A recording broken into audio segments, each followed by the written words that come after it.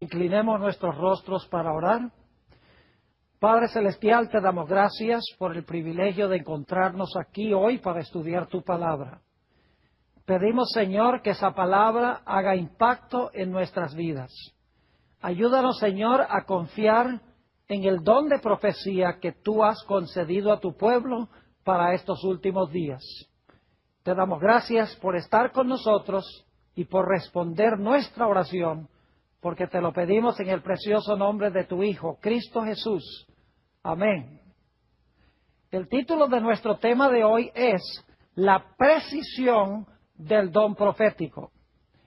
Y me estoy refiriendo específicamente al don profético de los últimos días manifestado en la persona de Elena White. Hay ciertas declaraciones que hace Elena G. White que cuando uno las mira, al principio pareciera que no estuvieran en la Biblia.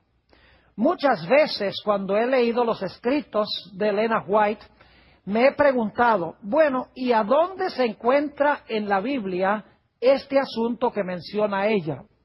Hay otras ocasiones donde yo he llegado a cierta conclusión al estudiar la Sagrada Escritura, pero al leer el Espíritu de Profecía, descubro que mi concepto no era exactamente correcto y por lo tanto he tenido que ajustar un poco mi punto de vista al estudiar un poco más estos asuntos. Es decir, que uno de los grandes valores del Espíritu de Profecía es el de darnos ideas para buscar en el texto bíblico lo que no aparece en la superficie. Y también el Espíritu de Profecía es de gran valor para corregir y para afinar algunos de los puntos de vista a los cuales hemos llegado en nuestro estudio de la Sagrada Escritura. Y en nuestro tema de hoy quiero darles varios ejemplos del Espíritu de Profecía donde ella hace declaraciones que a primera vista no parecen estar en la Biblia, pero que al examinar más cuidadosamente su comentario a la luz de la Biblia, se encuentra claramente que la Sagrada Escritura tiene ese concepto. Quiero empezar con una cita que encontramos en el libro Patriarcas y Profetas, la página 36. Aquí Elena White está hablando de la forma en que se encontraba la serpiente en el huerto del Edén antes del pecado. Es muy interesante la descripción que da ella allí de la serpiente. Leo de Patriarcas y Profetas, página 36. La serpiente era, en aquel entonces, uno de los seres más inteligentes y bellos de la tierra. Recuerda que Jesús dijo que debíamos ser sabios como serpientes. Ese aspecto como que no nos sorprende porque Jesús lo mencionó.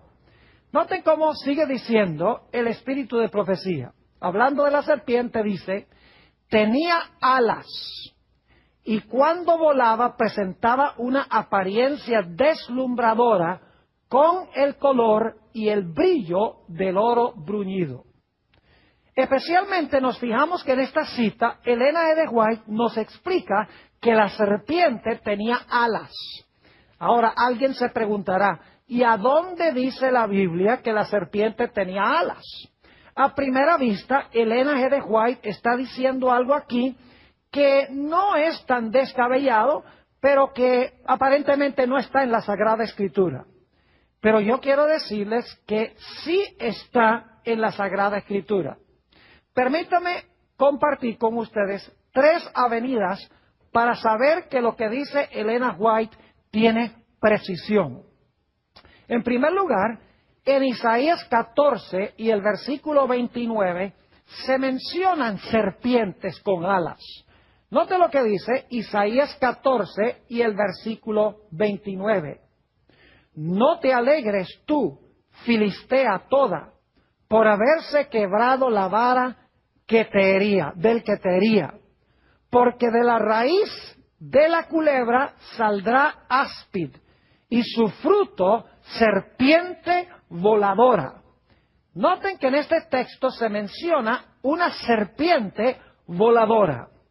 No solamente tenemos este texto de Isaías 14:29, sino que la arqueología, que es la ciencia de excavar las civilizaciones antiguas, ha descubierto muchas obras de arte antiguas donde se pintan serpientes con alas.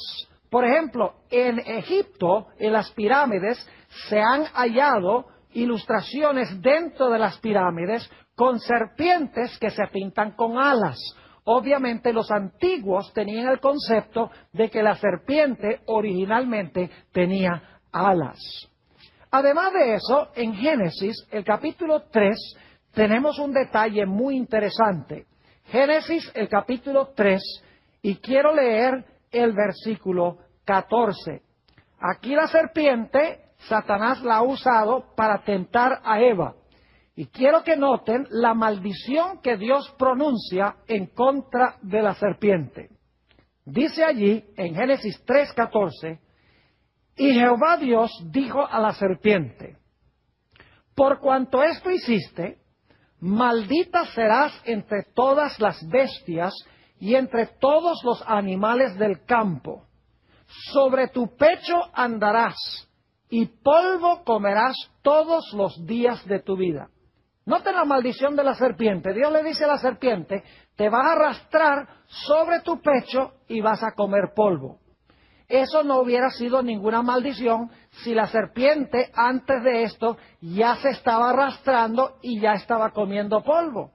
Esto claramente indica que la serpiente antes del pecado no se arrastraba ni comía polvo. Es una indicación clara de que la serpiente volaba. Es decir, que lo que dice Elena G. de White tiene perfecto sentido y está en perfecta armonía con la arqueología y con la Sagrada Escritura. Ahora vayamos a otro ejemplo del espíritu de profecía. Elena White dice que cuando Adán y Eva estaban en el huerto del Edén, que Dios les advirtió que había caído del cielo un ángel excelso llamado Lucifer, que se había rebelado contra Dios en el cielo y que ese ser iba a venir al huerto del Edén para tratar de convencerlos de que pecaran contra Dios y que se cuidaran de él y que no se expusieran a su poder. Quiero leerles esa cita, se encuentra en el libro Primeros Escritos, la página 147. Dice lo siguiente Elena White: los santos ángeles visitaban a menudo el huerto y daban instrucciones a Adán y Eva acerca de sus ocupaciones y también les instruyeron acerca de la rebelión y la caída de Satanás. Los ángeles los pusieron en guardia con respecto a Satanás y les aconsejaron que no se separasen el uno del otro en sus ocupaciones, porque podían encontrarse con el enemigo caído. Los ángeles les recomendaron también que siguiesen estrictamente las indicaciones que Dios les había dado, pues únicamente en la obediencia perfecta podían tener seguridad. Si obraban así, el enemigo caído no tendría poder contra ellos. Ahora, fíjense qué interesante que Elena G. de White dice que Dios le había advertido a Adán y Eva que un ángel poderoso había caído del cielo y ese ángel iba a venir al huerto para procurar tentarlos a que pecaran contra Dios. Alguno dirá, bueno, ¿y dónde dice la Biblia que Dios le había advertido a Adán y Eva de que había caído un ángel excelso del cielo?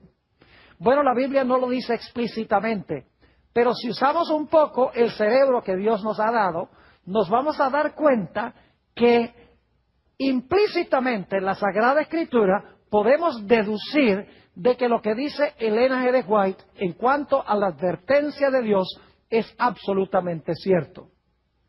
Quiero que noten en 2 de Corintios, el capítulo 11 y el versículo 14, un dato muy interesante en cuanto al poder que tiene Satanás. Segunda de Corintios, el capítulo 11 y el versículo 14. Nos dice algo muy interesante en cuanto al poder de Satanás. Dice allí, y no es maravilla, porque el mismo Satanás se disfraza como ángel de luz. Fíjense que aquí dice que Satanás se puede disfrazar y presentar como un ángel de luz. Inmediatamente nos preguntamos, ¿por qué razón es que Satanás no se presentó a Eva como un ángel excelso, un ángel glorioso, un ángel de luz? Podría haberlo hecho. ¿Por qué Satanás sintió el deseo y la necesidad de usar a una serpiente para él permanecer escondido, para que no pudiera saber Eva que él era un ángel excelso? Él podría haberse presentado delante de Eva como un ángel glorioso y haber dicho, Eva, Dios me ha mandado del cielo para decirte que Él ha cambiado de parecer y que ahora puedes comer del árbol. En ese caso, Eva hubiera dicho, ajá, tú eres el ángel. Dios nos dijo que un ángel excelso había caído del cielo y tú eres un ángel y nos estás diciendo que comamos del árbol. Así que no vamos a comer. Es decir, que Eva estaba esperando un ángel que viniera a tentarla. No contaba con la astucia de Satanás de no presentarse como ángel de luz, sino usar el medio de una serpiente ocultando su verdadera naturaleza. Es decir, que lo que dice Elena G. de White tiene perfecto sentido. Otro dato que da Elena G. de White tiene que ver con el huerto del Edén. Es interesante que ella afirma que el huerto del Edén era en realidad un pedacito del cielo plantado en la tierra. Es decir, que no era parte de la creación original de Dios de este mundo, sino que Dios esa porción de la tierra la tomó del cielo y la trasplantó acá. Dice ella también que antes del diluvio, el huerto del Edén fue llevado de regreso al cielo. Ahora, ¿cómo podemos nosotros encontrar bíblicamente una corroboración de lo que dice Elena G. de White? Permítame primero leerles la cita y entonces vamos a ir después a lo que dice la Sagrada Escritura. La cita se encuentra en Patriarcas y Profetas, páginas 46 y 47. Esto es lo que dice Elena White. El huerto del Edén permaneció en la tierra mucho tiempo después que el hombre fuera expulsado de sus agradables senderos. Y ustedes recuerdan que Dios puso querubines a la entrada del Edén para que no pudiesen ellos entrar al huerto. Es decir, el huerto era una sección especial.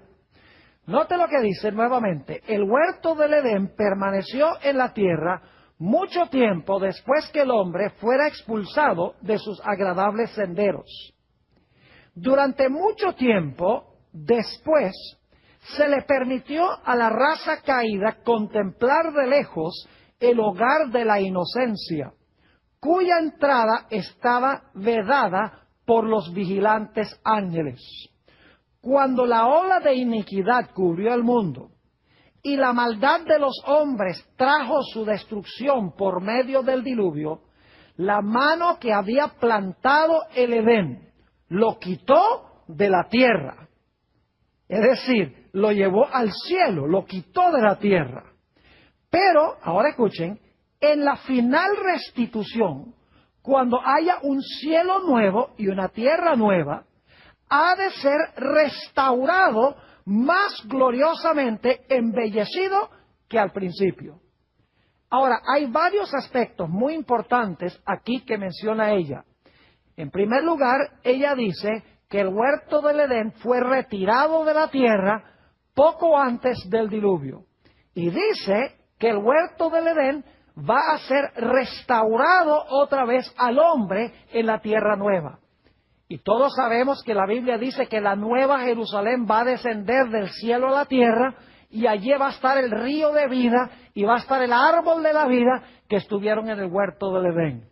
Es decir, que el huerto del Edén fue llevado de la tierra al cielo antes del diluvio, y cuando Dios haga cielo nuevo y tierra nueva, otra vez va a colocar el huerto del Edén aquí en la tierra.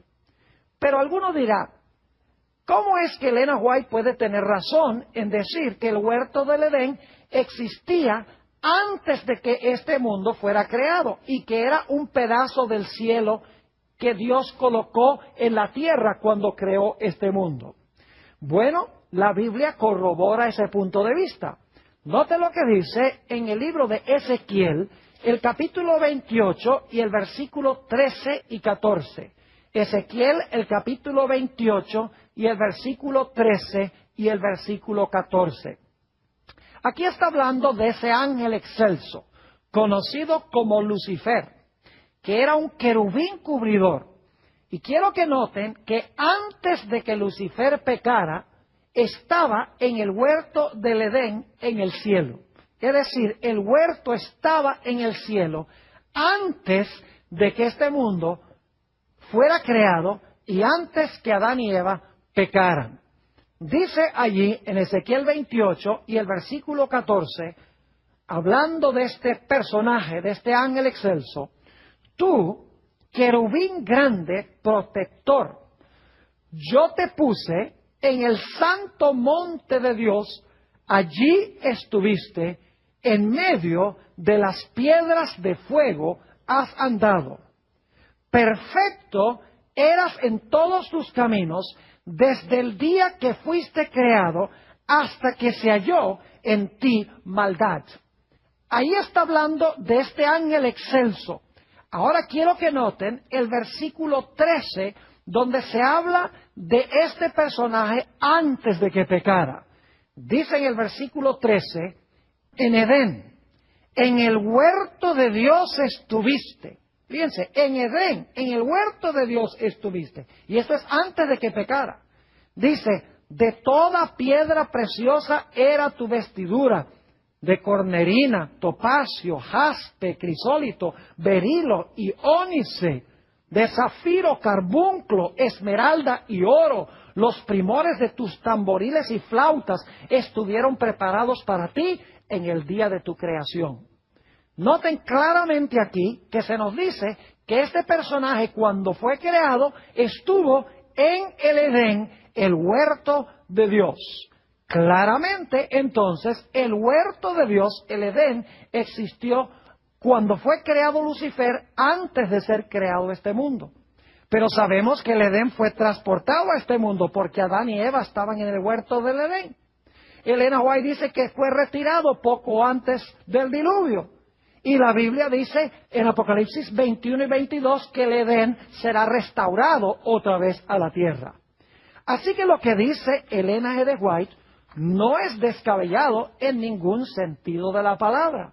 Elena G. White dijo algo que cuando uno examina la Biblia cuidadosamente se da cuenta que ella está perfectamente en armonía con la santa palabra de Dios.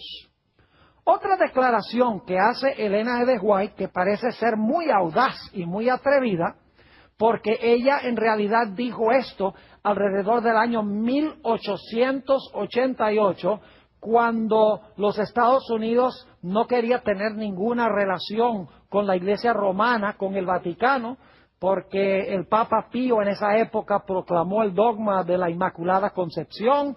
Además de eso, escribió el sílabo de errores, y los Estados Unidos inclusive rompieron relaciones diplomáticas con el Vaticano en el año 1867.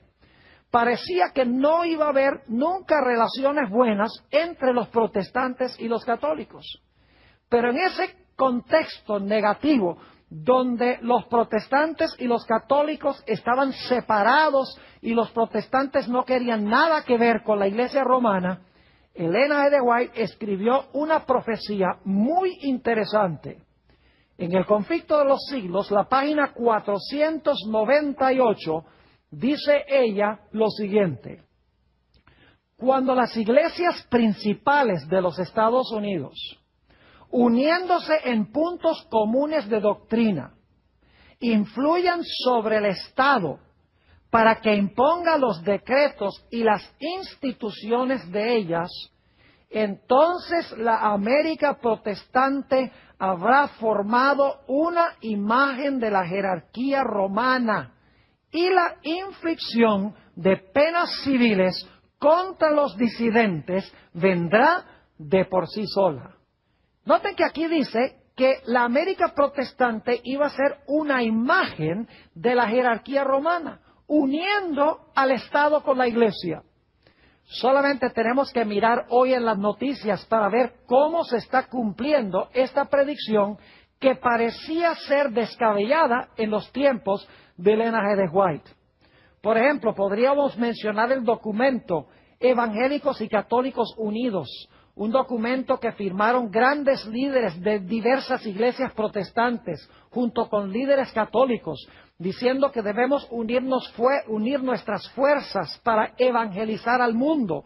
Y también decían que no debemos hacer proselitismo una iglesia con otra, sino que debemos evangelizar a aquellas personas que no conocen al Señor Jesucristo. Interesante que los evangélicos y los católicos hayan firmado este documento en 1994 de unir sus fuerzas. ¿Y qué podríamos decir de la declaración conjunta entre luteranos y católicos sobre la justificación por la fe? En el año 1517, Martín Lutero dio inicio a lo que se conoce como la Reforma Protestante. Cuando él clavó sus 95 tesis sobre la catedral en Wittenberg, comenzó oficialmente, según la mayoría de los historiadores, la Reforma Protestante. Y claro, Martín Lutero fue el fundador de la Iglesia luterana. Pero lo interesante es que en el año 1999, los luteranos y los católicos firmaron una declaración conjunta sobre la justificación por la fe. Dijeron que en realidad los problemas que existían en los tiempos de Lutero habían sido problemas de mal entendimiento, problemas de semántica, pero que básicamente los luteranos y los católicos están de acuerdo sobre la gran doctrina de la justificación por la fe. ¿Y qué podríamos decir en años recientes? La cooperación entre los protestantes y los católicos en asuntos de naturaleza social. Por ejemplo, uniéndose los católicos y los protestantes promoviendo la oración en las escuelas públicas, levantándose en contra del aborto y también levantándose en contra del matrimonio entre homosexuales. Ahora, yo quiero dejar muy claro que la Biblia dice que debemos salvaguardar la vida de los bebés. Yo estoy opuesto al aborto y también estoy opuesto al matrimonio entre personas del mismo sexo. Pero es interesante que estas causas sociales han unido a los católicos y a los protestantes en un mismo campamento y los han llevado a influir sobre el Estado para que el Estado imponga el matrimonio entre un hombre y una mujer y para que el Estado prohíba el aborto. Es decir, que lo que parecía imposible en 1888, cuando escribió Elena G. de White este asunto, se está cumpliendo delante de nuestros ojos hoy en día. Ahora vamos a otra cosa que menciona Elena G. de White. Elena White explica que antes de que Jesús venga, Él va a clausurar su trabajo en el santuario celestial.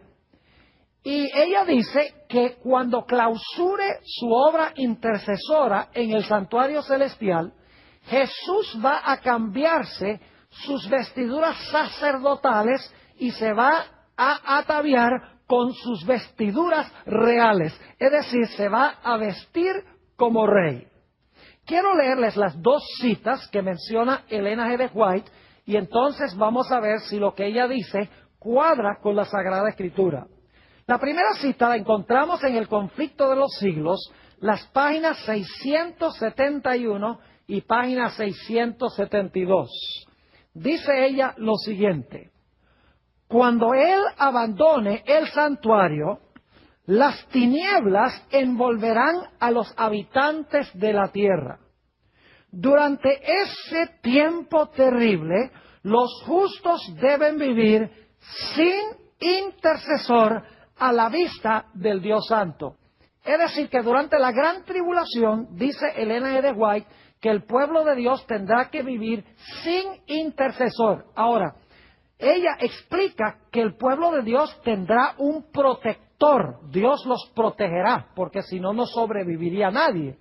Pero ella explica que no va a haber nadie para interceder por el pecado durante el tiempo de angustia entre cuando se cierra la puerta de la oportunidad y cuando Cristo venga en las nubes del cielo. Dice, los justos deben vivir sin intercesor a la vista del Dios Santo.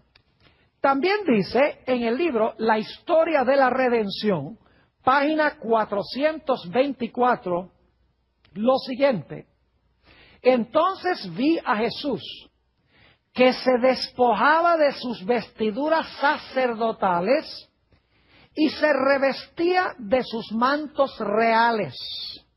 Llevaba en la cabeza muchas coronas, una corona dentro de otra.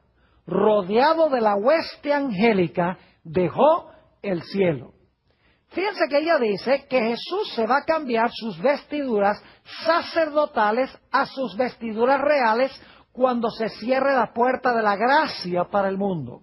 Y alguien podría decir, Pastor Bor, ¿a dónde dice la Biblia una cosa tal?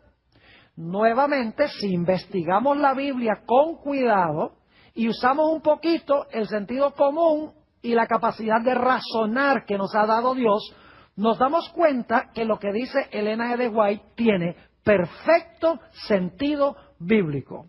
Note lo que dice en el libro de Hebreos, el capítulo 8 y los versículos 1 y 2. Hebreos, el capítulo 8 y el versículo 1 y 2. Aquí se nos describe lo que está haciendo Jesús ahora en el santuario celestial. Dice allí, ahora bien, el punto principal de lo que venimos diciendo es que tenemos tal sumo sacerdote, el cual se sentó a la diestra del trono de la majestad en los cielos, ministro del santuario y de aquel verdadero tabernáculo que levantó el Señor y no el hombre. Fíjense aquí, se nos dice que Jesús es ahora nuestro sumo sacerdote que está a la diestra de Dios y que está ministrando en el santuario. Tiene que ser entonces que si Jesús es nuestro sumo sacerdote, debe estar ahora vestido como se vestía el sumo sacerdote en el Antiguo Testamento cuando hacía su obra intercesora en el santuario. Ahora, lo interesante es que la Biblia nos explica que cuando Jesús regrese a esta tierra, ya no va a estar vestido como sacerdote, sino que va a estar vestido como rey. Vamos a leerlo en Apocalipsis 19 y el versículo 11. Entonces vi el cielo abierto, y he aquí un caballo blanco, y el que lo montaba se llamaba Fiel y Verdadero, y con justicia juzga y pelea. Sus ojos eran como llama de fuego, y había en su cabeza muchas diademas, y tenía un nombre escrito que ninguno conocía, sino él mismo. Estaba vestido de una ropa teñida en sangre, y su nombre es el Verbo de Dios. Y los ejércitos celestiales, vestidos de lino finísimo, blanco y limpio, le seguían en caballos blancos. De su boca sale una espada aguda para herir con ella a las naciones.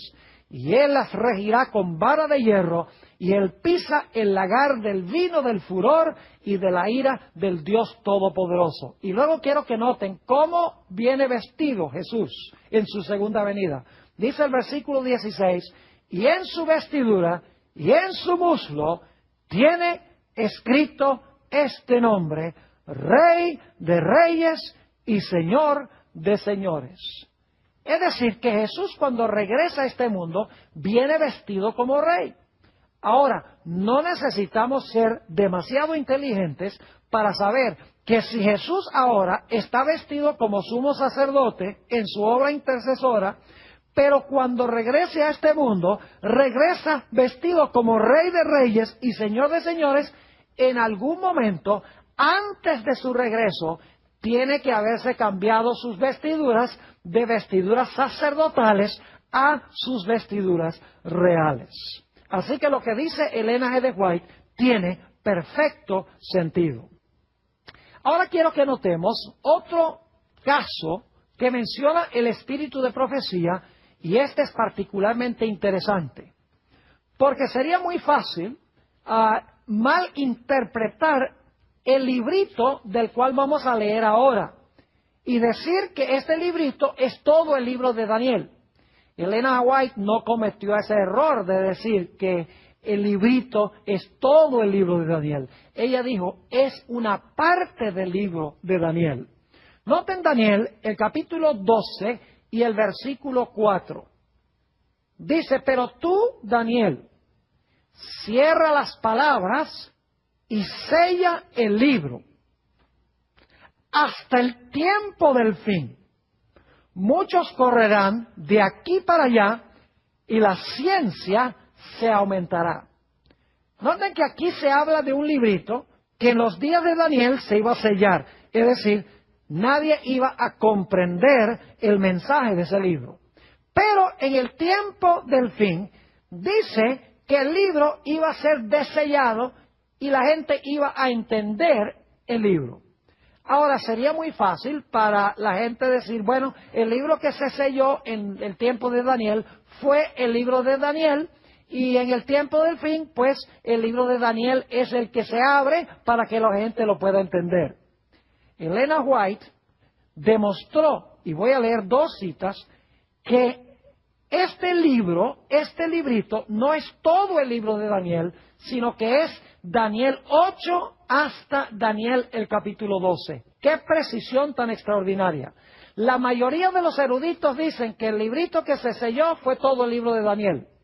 Yo podría leerles una cita de algunos de los padres eclesiásticos de los primeros siglos, por ejemplo San Hipólito, y ellos entendían muy bien Daniel 1 al 7. Es decir, Hipólito explicó bien Daniel 2, la estatua y las bestias de Daniel 7, lo explicó claramente, se entendía, no estaba sellado hasta el tiempo del fin. Pero la porción del libro que tiene que ver con los 2300 días y la purificación del santuario iba a estar sellado hasta el tiempo del fin. Noten lo que dice Elena White en el libro Hechos de los Apóstoles, página 467. Dice lo siguiente: en el Apocalipsis, todos los libros de la Biblia se encuentran y terminan. En él está el complemento del libro de Daniel. Uno es una profecía, es decir, Daniel, el otro una revelación. Y ahora viene la parte clave. El libro que fue sellado no fue el Apocalipsis, sino aquella porción de la profecía de Daniel, fíjense, no todo Daniel, la porción de la profecía de Daniel que se refiere a los últimos días.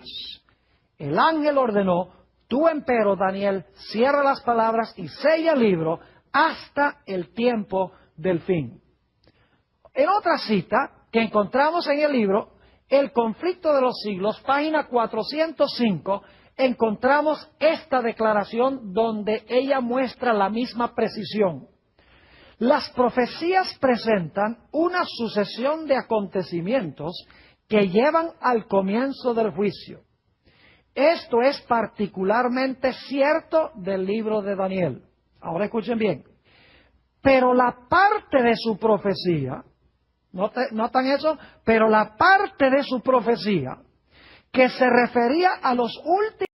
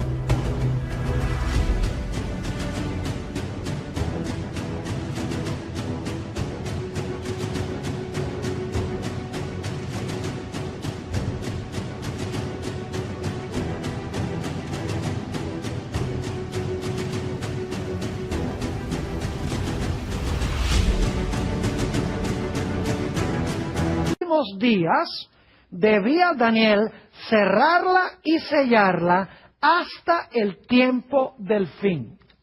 Un mensaje relativo al juicio, basado en el cumplimiento de estas profecías, no podía ser proclamado antes de que llegásemos a aquel tiempo. Pero al tiempo del fin, dice el profeta, muchos correrán de aquí para allá y la ciencia será aumentada. Lo que ella está diciendo es que hasta que no llegáramos al tiempo del fin, no se iba a entender el mensaje del juicio, el mensaje de la purificación del santuario, Daniel 8:14, o el mensaje del primer ángel, la hora de su juicio ha llegado. Es decir, que Elena G. White no cometió el error de decir que el librito es todo el libro de Daniel. Ella fue muy precisa en decir que era la porción de Daniel que tenía que ver con el tiempo del fin.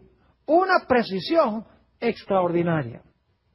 Otro aspecto que encontramos aquí en Daniel, el capítulo 12 y el versículo 4, tiene que ver especialmente con la última parte del versículo. Hemos notado que Daniel 12:4 dice, pero tú, Daniel, cierra las palabras y sella el libro hasta el tiempo del fin. Muchos correrán de aquí para allá y la ciencia se aumentará. Es decir, el libro iba a estar sellado hasta el tiempo del fin. Pero dice que en el tiempo del fin, muchos iban a correr de aquí para allá y la ciencia se iba a aumentar. Pues saben ustedes que la mayoría, inclusive de los evangelistas de la Iglesia Adventista, dicen aquí que el correr de aquí para allá significa que se iban a aumentar grandemente las vías de transporte aéreo y de transporte por trenes y por automóviles, etcétera, y que el aumento de la ciencia tiene que ver con el gran aumento científico hoy en día. Pero en realidad, Elena G. White nunca cayó en ese error.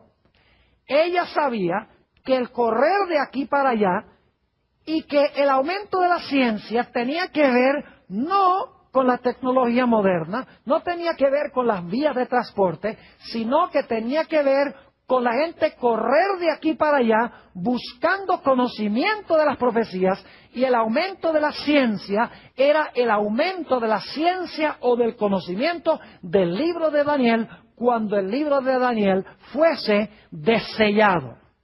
Permítanme leerles una cita del Espíritu de Profecía que dice exactamente esto. Conflicto de los Siglos, página 405. Dice Elena G. White, pero desde 1798, que dicho sea de paso, comienza el tiempo del fin en 1798, pero desde 1798 el libro de Daniel ha sido desellado. Y ahora escuchen bien, la ciencia de las profecías ha aumentado. Noten, la ciencia de las profecías ha aumentado. No el descubrimiento científico, sino de las profecías. Y dice, y muchos han proclamado el solemne mensaje del juicio cercano. Dicho sea de paso, esta idea de correr de aquí para allá es un modismo que encontramos en la Sagrada Escritura en el libro de Amós. Les invito a ir conmigo a Amós, el capítulo 8, y voy a leer el versículo 11 y el versículo 12. Dice aquí, he aquí vienen días, dice Jehová el Señor, en los cuales enviaré hambre a la tierra, no hambre de pan, ni sed de agua, sino de oír la palabra de Jehová. E irán errantes de mar a mar. Fíjense, irán de aquí para allá. Es el mismo modismo de Daniel 12:4. E irán errantes de mar a mar. Desde el norte hasta el oriente discurrirán, buscando palabra de Jehová, y no la hallarán.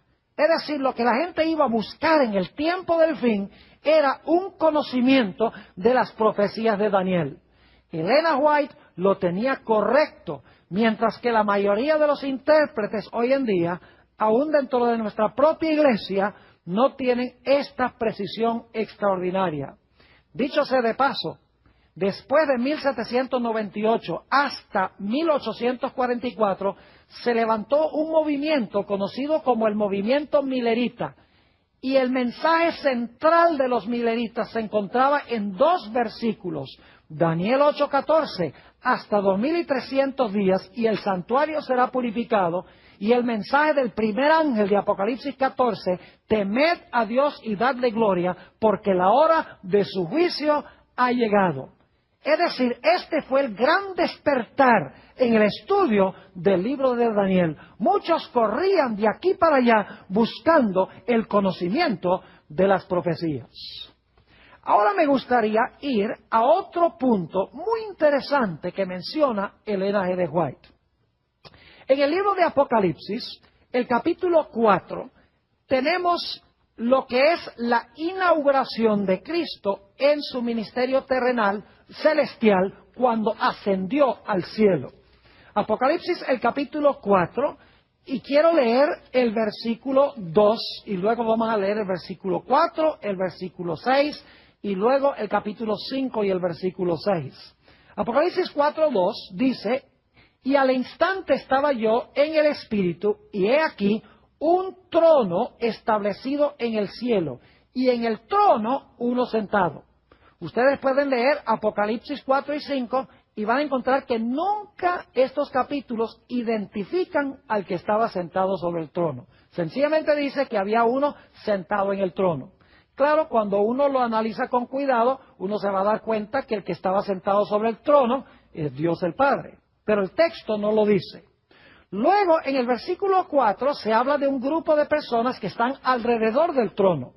Dice en el versículo 4, y alrededor del trono había 24 tronos, y vi sentados en los tronos a 24 ancianos, vestidos de ropas blancas, con coronas de oro en sus cabezas. Fíjense que la Biblia dice que hay 24 ancianos allí alrededor del trono. Apocalipsis 4 y 5 no identifica quiénes son esos 24 ancianos. Sencillamente se presenta este grupo con terminología simbólica. Luego notamos en el versículo 6 que en medio del trono hay otro grupo. Dice en el versículo 6, y delante del trono había como un mar de vidrio semejante al cristal. Y junto al trono y alrededor del trono, 4 seres vivientes llenos de ojos delante y detrás. Así que notamos que aquí tenemos a uno sentado en el trono, no se identifica. Tenemos mencionados 24 ancianos que no se identifican. Y tenemos 4 seres vivientes que aquí no se identifican, pero que en Isaías 6 se identifican como serafines, porque Apocalipsis 4 menciona que tienen 6 alas. Y en Isaías 6 se mencionan ángeles que tienen 6 alas y se llaman serafines. Pero aquí en Apocalipsis 4 no se identifican. Y luego notamos en el capítulo 5 y el versículo 6 que se presenta allí un cordero como inmolado. Dice allí en el versículo 6, y miré y vi que en medio del trono y de los 4 seres vivientes y en medio de los ancianos estaba en pie un cordero como inmolado, que tenía 7 cuernos y 7 ojos, los cuales son los 7 espíritus de Dios enviados por toda la tierra. ¡Qué interesante! Ni siquiera se identifica quién es el cordero como inmolado. Claro, nosotros sabemos que es Jesús. Pero ni en el capítulo 4 ni en el capítulo 5 se menciona ni siquiera el nombre de Jesús. Es decir, que los personajes en este capítulo no se identifican. Lo interesante es que Elena G. de White, cuando interpreta esta terminología, identifica los seres que se encontraban allí. Noten esta cita impresionante del deseado de todas las gentes, página 773. Dice ella, allí está el trono y en derredor el arco iris de la promesa. Fíjense entonces que ahí está el trono. Luego dice, allí están los querubines y los serafines. Esos son los 4 seres vivientes. Pueden leer Ezequiel 1 y Ezequiel 10 Isaías el capítulo 6, van a darse cuenta que son querubines y serafines, los 4 seres vivientes. Es decir, allí están los querubines y los serafines. Ya no usa terminología simbólica, ya no los llama 4 seres vivientes, sino que claramente dice querubines y serafines. Luego identifica a los 24 ancianos. Dice los comandantes de las huestes angélicas, los hijos de Dios, los representantes de los mundos que nunca cayeron, están congregados. Ella identifica a los 24 ancianos como los representantes de los mundos que nunca pecaron. Es decir, Dios tiene un concilio celestial. Y en ese concilio celestial, todos los mundos del universo tienen un representante. El representante de la tierra originalmente era Adán, pero Adán le cedió su trono a Satanás y por lo menos hasta que Cristo murió, Satanás reclamaba este mundo como suyo, era un usurpador. Pero Jesús en la cruz le quitó el reino al príncipe de este mundo y ahora Jesús representa a esta tierra. Ahora, ¿quién es el que estaba sentado sobre el trono y quién es el cordero como inmolado? Sigue diciendo, Elena White, entra, hablando de Jesús, entra a la presencia de su Padre. El que está en el trono, dice ella, es el Padre. Y el que entra es Jesús.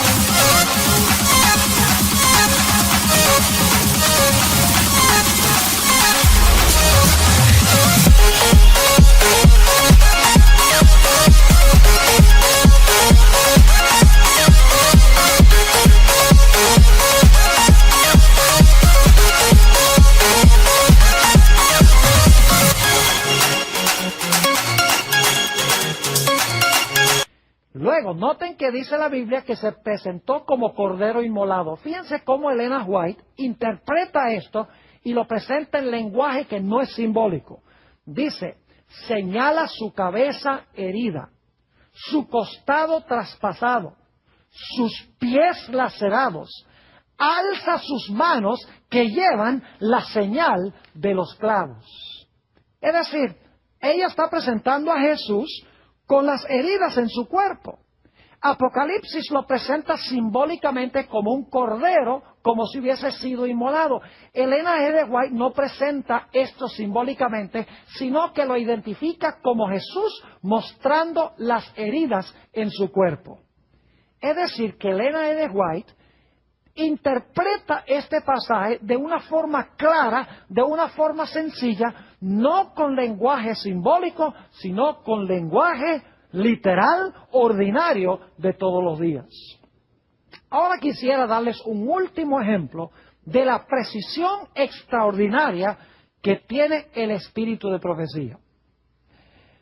La sierva de Dios, Elena G. White, en el libro Patriarcas y Profetas, la página 28, tiene una declaración muy interesante. Y antes de leerles esta declaración, quiero decirles que por muchos años yo me preguntaba por qué Dios no le había dado a Adán y Eva un mandato directo de guardar el sábado. Algunos hoy en día inclusive usan el argumento, dicen, bueno, en Génesis no dice que Dios le mandó a Adán y Eva que guardaran ese primer sábado, así que en realidad el sábado no fue establecido en el Edén porque la Biblia dice que Dios fue el que descansó. Y tienen razón hasta cierto punto de que en el huerto del Edén no se da ningún mandato de que Adán y Eva guarden el sábado, por lo menos ese primer sábado de la historia. Pero tenemos que mirar este asunto con un poco más de cuidado. Note lo que dice Elena White en Patriarcas y Profetas, página 28. Dice, después de descansar el séptimo día, Dios lo santificó. Es decir, lo escogió y apartó como día de descanso para el hombre. ¿Captaron eso? Dice, después de descansar el séptimo día, Dios lo santificó. Es decir, lo escogió y apartó como día de descanso para el hombre.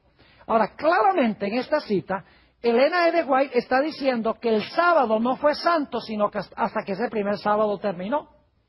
Es decir, cuando el día terminó, Dios lo santificó, Dios lo hizo santo.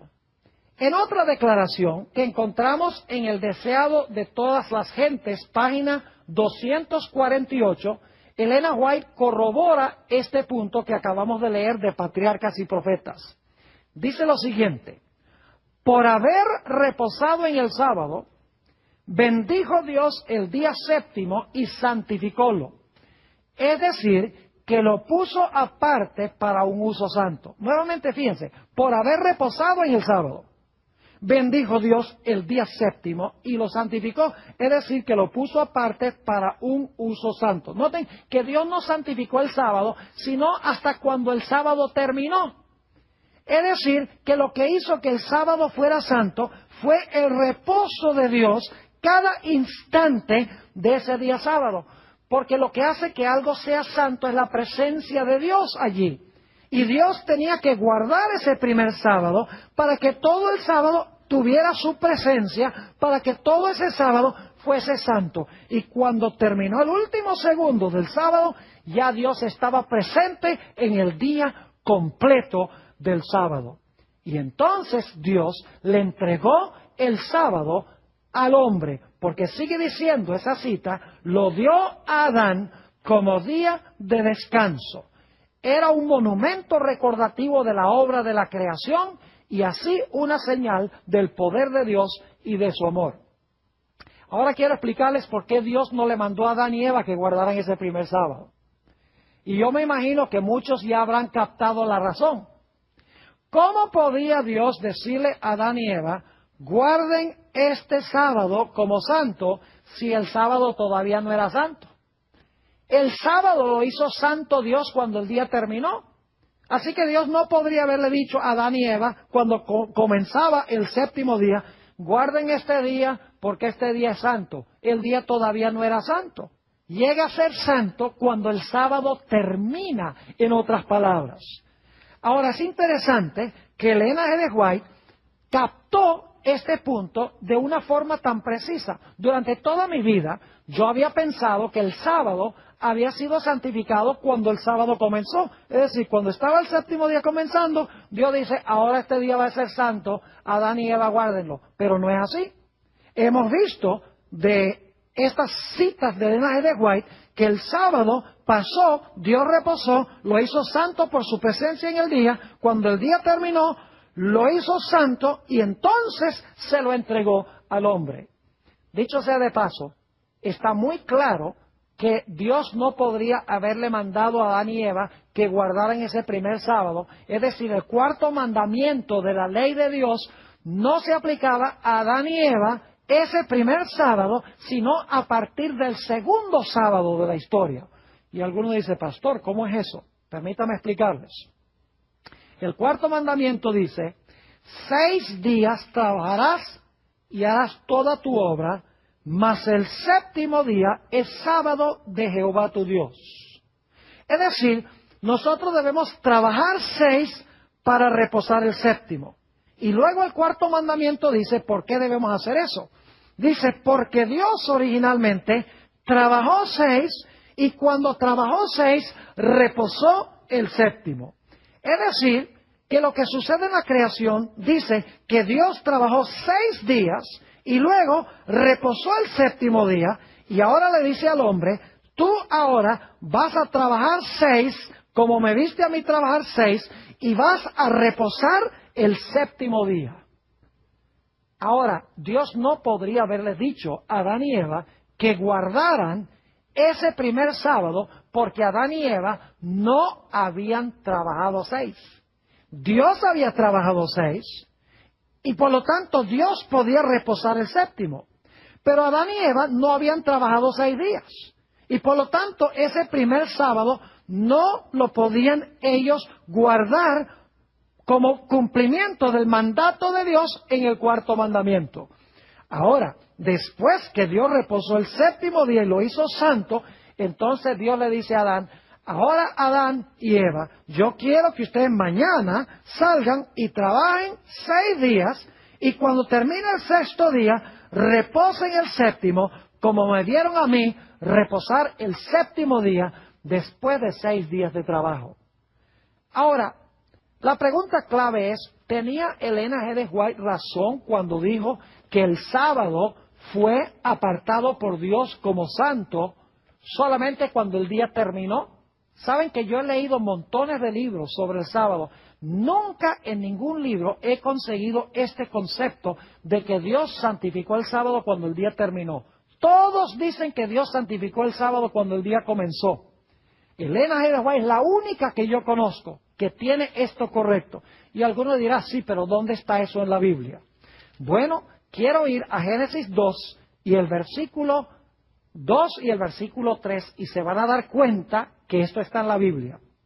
Dice: y acabó Dios en el día 7º la obra que hizo, y reposó en el día 7º de toda la obra que hizo. Y ahora escuchen: y bendijo Dios al día 7º y lo santificó. ¿Por qué Dios bendijo y santificó el sábado? Dice: y bendijo Dios el día 7º y lo santificó, porque en él reposó de toda la obra que había hecho en la creación.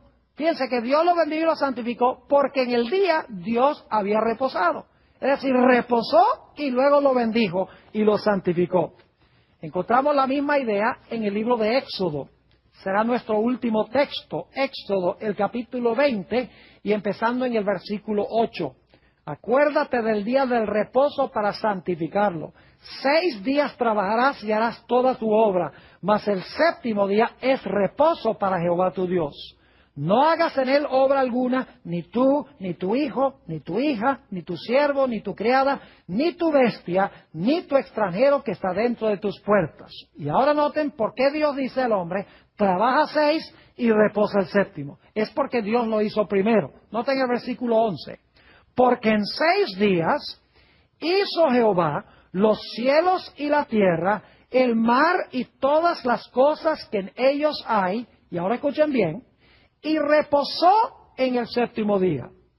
¿Qué hizo Dios? Dice: reposó en el 7º día. Y ahora escuchen bien: por tanto, es decir, por eso, porque reposó el 7º día, por eso o por tanto Jehová bendijo el día de reposo y lo santificó.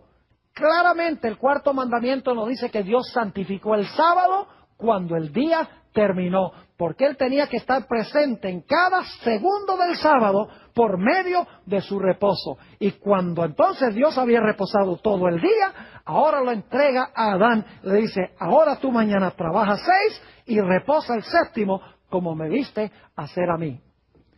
Así que, mis queridos amigos, estos son algunos ejemplos extraordinarios del espíritu de profecía que demuestran perfecta armonía con la palabra de Dios. Hay muchísimos ejemplos más, pero creo que hemos demostrado que en estos escritos hay más que sabiduría humana. Y Dios quiere que los estudiemos para que podamos recibir una gran bendición en nuestra vida intelectual y en nuestra vida espiritual.